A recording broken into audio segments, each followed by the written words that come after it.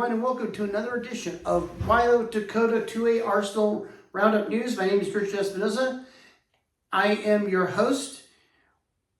Wyo-Dakota 2A Arsenal Roundup News is your primary source for Second Amendment news, whether it be good, bad, or ugly, whether it be in the blue state or red state, or whether it be here in the great state of South Dakota, the great state of Wyoming, or any part of the United States, blue state, red state. We keep you informed on important Second Amendment legislation, whether if it's good, bad, or ugly, or will it benefit your Second Amendment rights, or will it cause and affect your Second Amendment rights. We report it all to you. Well, today we're going to be talking about two key allies who are pushing to push the SHORT Act and help remove the tax from suppressors and bring in alive the Hearing Protection Act. These two important key figures in this fight is U.S. Senator from Kansas, Senator Roger Marshall, and Montana Senator, U.S. Senator Steve Daines, both of whom are true allies of gun owners of America and a true friend and a true champion for American gun owners. Both Senator Daines and Senator Marshall have been fighting for gun owners' rights since day one, and they have been tremendous in fighting for us. And what makes Senator Daines and Senator Marshall a great ally is that they are true constitutionalists. They eat, sleep, and breathe the Constitution, and they base their beliefs and their arguments through the Constitution. And one of the arguments that's been made both by Senator Daines as well as Senator Marshall, the main argument they made on why the suppressor tax should be removed and why suppressors should be removed from the NAF. Well, let's go back to what our founding fathers said. One of the key arguments that our founding fathers made is no taxation without equal representation. There is no equal representation when it comes to taxing suppressors. What is the tax for? What does it do? Now, the people who oppose, who are against the suppressors from being removed from the National Firearms Act, their argument is that it's necessary funding to protect victims of shootings, protect funding for our law enforcement. Hold it right there. Is it you, the Democrats, you, the gun control groups who wanted to fund the police, but you want to use suppressors to fund them? Really? Let me think for a minute. Maybe you're referring to funding the ATF, perhaps? After all, the ATF has been your number one ally. We all know that the Biden administration used abuse of power through the ATF and gave the ATF unlawful authority to make laws that are not approved by Congress. And that is one of the reasons why the tax on suppressors, the reason why the tax on suppressors is unconstitutional and it has no equal representation, because they want to use it to control you, to exercise your Second Amendment right. See, the anti-gunners as well as the Democrats, they want to hold on to every piece and every chip of everything to get a power grab to further deny your constitutional rights, because they know that once the suppressors are eliminated from the National Firearms Act, and once the tax is eliminated, and once the SHORT Act is removed from the NFA, they will have nothing more to gripe about, nor they will not have a leg to stand on to make future court arguments if they want to go to court and try to infringe upon our constitutional rights. So that is why it's important that you call your senators, call your congressmen, call whoever, and make sure your voice is heard. That's what matters most, that your voice is heard. Because let me tell you this, what will happen is this: if we give the gun grabbers an inch, they're going to take a foot. And when they take a foot, they're going to want to take a whole yard and more. So that's why we cannot leave them any opportunity. We cannot leave any windows or doors open for the gun control groups to grab on. Because again, once we eliminate suppressors from the NFA, and once we remove the tax, this will weaken the gun control groups even more. They will not have a leg to stand on, and they'll be further weakened. So that's why it's important that you make your phone calls. I took the time out of my busy schedule to call up the House Ways and Committees in the wake of the assassination of Minnesota Representative Melissa Horton and State Senator John Hoffman. I made that phone call because I want to beat the gun controllers to their punch. Because we all know that the Democrats, as well as these gun control groups, they want to put further restrictions on our Second Amendment rights because they want to blame you and not Vance Luther Bolter for the crimes that he committed. So we're somehow, some way responsible for what Lance Luther Bolter did. That's the message that the gun control groups in Minnesota are trying to say and do, saying that we're responsible when we're not. So again, no matter what gun restriction you pass, it's not going to work because criminals will find a way to commit crimes. Obviously, stricter gun laws in Minnesota didn't stop Vance Luther Bolter from doing his dirty deeds. Didn't stop him. But this is an important reminder to us that we have to put an end to this. And that is why our founding fathers said, no taxation without equal representation, because there is no equal representation in this. I've had plenty of arguments with former co-workers on this issue, and I'm not the kind of guy that likes to discuss politics at work, but because this guy brought it up in front of me, I countered his argument. He was telling me that all guns should be registered, that people should buy insurance. I said, well, I totally disagree with you on that. But it shouldn't. He says, well, you register your car, don't you? You buy insurance for your car, not buying your guns. And I said, well, hold it right there. First of all, number one, owning a firearm is a constitutional right. It is a constitutional right that is written by our founding fathers. They made it clear that constitutional rights do not get registered. So therefore, you don't register a constitutional right. Because it's a constitutional right, you cannot infringe upon it. No more, no less that you don't infringe upon free speech. I asked him, would you be okay paying a voting pool tax because people cheat elections? Is it the fault for the honest voter? And he didn't come up with words. Then I also asked him, since you're okay with registering constitutional rights, would you register your mouth? And he dropped his jaw on that when I was saying, he says, you act like I sound crazy. Well, think about it. You think that registering guns helps promote safety. Do you think that all the offensive words that you say would cause harm people, and therefore you should register your mouth? I told him, if you register your mouth, I'll register my guns. And he said, oh, no, thank you. He knew I had a point. Good one, huh?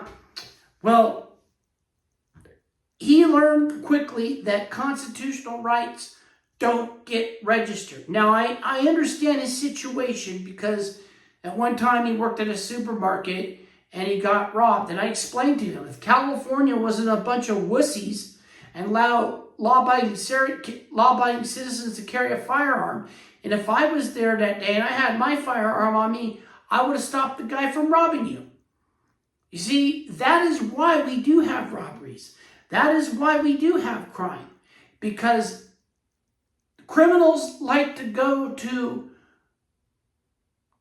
gun control states like California, New York, Chicago, Illinois, Minnesota, all the guns that have restrictive gun laws, all the states that have restricted gun laws, they like to commit crimes in those states because it makes it easy for them to do their job knowing that nobody's going to be armed. That's why they do it. Now, again, the anti-gunners are now making the argument on suppressors.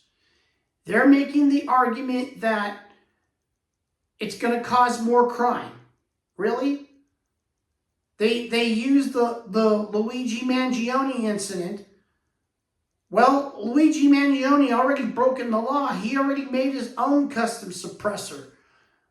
So how's it going to stop criminals from making black market suppressors? I mean, one thing you got to understand about criminals is that the majority of criminals, they do have mechanical skills. 9 out of 10 criminals in America do have mechanical skills. So therefore, they're capable of making zip guns. They're capable of making suppressors. Heck, criminals can turn a toy gun into a real gun. That's how mechanically inclined they are. There are a lot of criminals who are mechanically inclined, who have machine skills, and they use that to advantage to commit their crimes. See, no matter what gun law you're going to pass, it's not going to work. So how does taxing suppressors and keeping suppressors on the National Firearms Act, how is it going to stop crime? It doesn't, because gun controllers and the Democrats simply want to use this as an excuse to put further control on your constitutional rights. That's what it's all about. So at this time, I encourage you, all of you out there, to please take the time to call Senator Steve Daines. There's the number on the screen right there. Call Senator Daines, and also please call Senator Marshall. Give them a call and thank them for supporting the Hearing Protection Act and the Short Act. It is important that we take the time and thank our employees, because keep in mind, we the people are the employers. The elected officials, they are our employees. We pay for their salaries through our taxes. So every time your employee does a great job, it's important that they know that they're doing a good job. Because the more you let them know that they're doing a good job, the more they want to work hard for you and get your message. Because again, as part of being an elected official, you're supposed to be a servant. You're a servant to the people. That is important, that you are a servant to the people. And that's one of the things that my political science professor, Charles Dirks, from my days at Los Angeles Mission College, he always says, remember, your elected officials are your servants. If they're doing a good job, take the time and call and let them know. And if they're doing a bad job, take the time and call. You have the power to do so. And it doesn't hurt or it doesn't cost anything to tell somebody they're doing a good job. Because if you're telling your elected officials that they're doing a good job and you're letting them know, then they're going to want to work even harder for you. And when you call your elected officials and let them know that they're doing a bad job, it's going to put more pressure on them to do what's right, or they're going to get voted out. That's how much power we have. We have more power than most people think. So that's why you have to take the time. Call your U.S. Senator, your congressman, elected officials. Let them know if they're doing a good job or a bad job. And if they're doing a good job, great. And they're going to want to work for you even more. Though I do agree, and I know I've heard this before, you can't trust politicians. That may be true. But there are some who are willing to stand up for you. Now, imagine you. Let's say if you want to become a congressman or a senator, what is your reasoning? Let's say you come from a middle-class family and you believe in the American dream. You want to be the servant of the people because you care. It matters to you. You're not doing it for the money, but you're doing it because you want to be a public servant. You want to serve the people and make sure that we live in a better America. Think of it that way.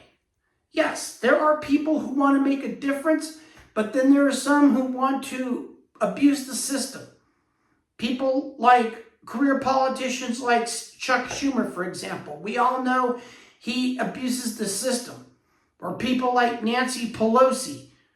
I can go on. There are a lot of hack politicians who simply do it for abuse of power and taking advantage of the system. And I'll add a Rhino Republican, Mitch McConnell.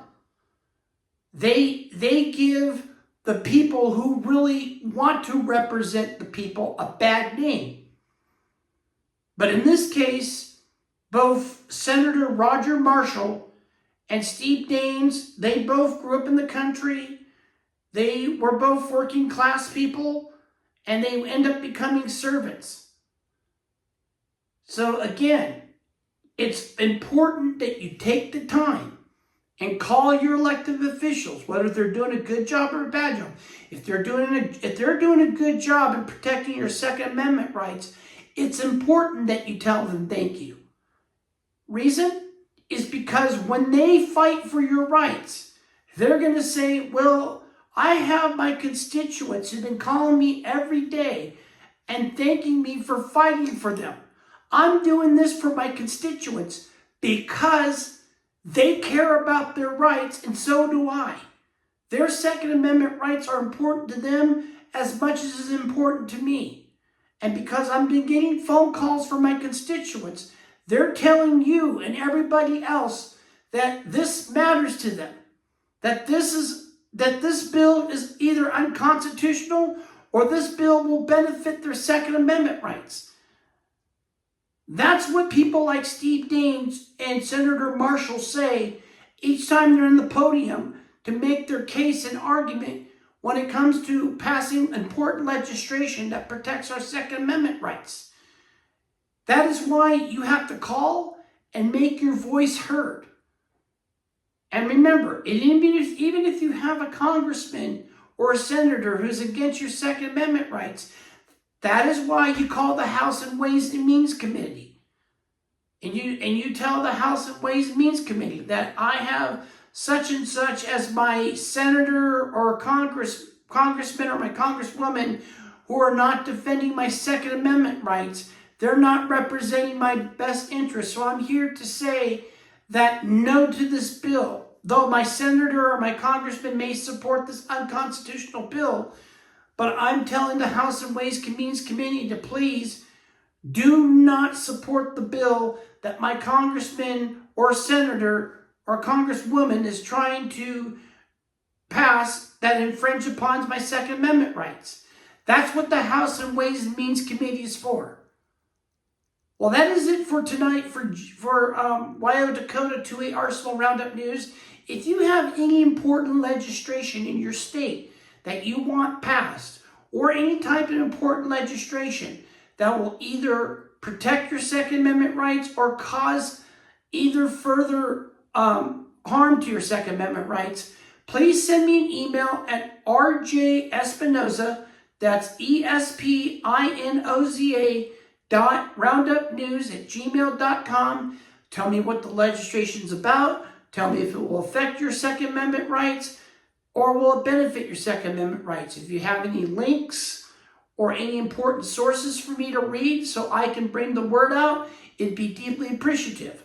I also encourage you to please bring in, give me some likes, and please feel free to make any comments. Let me know what you think about what I'm doing.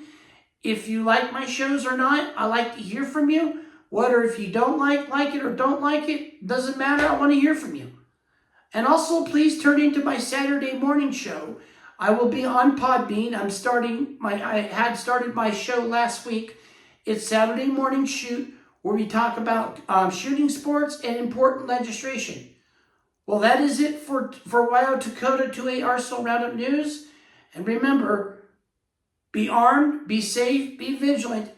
Carry a firearm to protect you and your family and your home and your community. Remember, the Second Amendment is not about guns. It's all about freedom. Have a good day.